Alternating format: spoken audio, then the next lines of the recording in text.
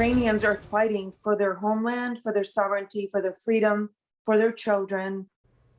Right now, the war in Ukraine continues after peace talks ended today without any resolution. A Russian military convoy, 40 miles long, is headed for Kyiv. It is now believed to be, like I mentioned, 40 miles long.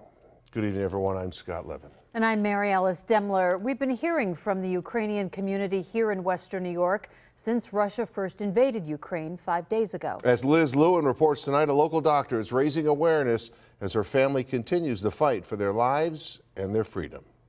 It's brought me to complete disarray, to be honest. Imagine not being able to fight for your country, the country where you were born and raised, where your history and your roots are. This is the reality for many Ukrainians around the world, including right here in Western New York.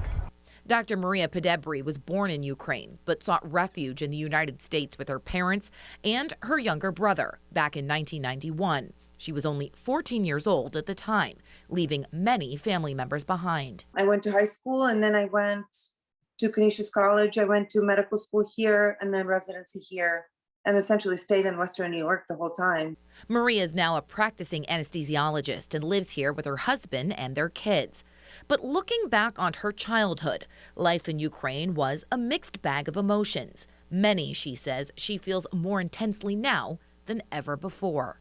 It's a beautiful country, but at the same time, when I was there, I still experienced the communism that was, at the time, the regime that we had. We're not little Russia. We are Ukrainians, and we don't want to be part of that country. And that is exactly what my parents have always told me.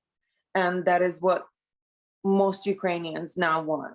Today marks the 5th day of the Russian invasion into Ukraine. And while many countries around the world continue to stand in support, the situation is a growing humanitarian crisis.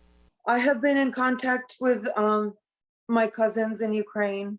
I get up in the middle of the night and, write to them and ask them how they're doing. And they're telling me they're hearing sirens because of the bombing that's going on. Families, including her loved ones, are being separated. People being displaced in need of food and shelter. Everything, she says, is on the line. At stake is the future of the whole Ukraine, and also the future of Europe and future of any country that is fighting for their sovereignty, for their democracy, just like Ukrainians did. We achieved that. We are so determined to hold on to our independence and to our sovereignty and to everything else that we have fought so hard to achieve, that we are never going to give up. Scott and Mary Alice, I spoke to Maria for quite some time, and it's clear, as you just heard, how committed she is to fighting for her people and her beloved country, as you can imagine. I asked what we here as a community at large can do to support Ukraine, and this is what she told me. Liz, my only message is to stay engaged and stay informed, and let as many people as you can know that we need their voices. Maria, I want to thank you so much for your bravery and for sharing your story tonight. In the Information Center, Liz Lewin, Channel 2 News.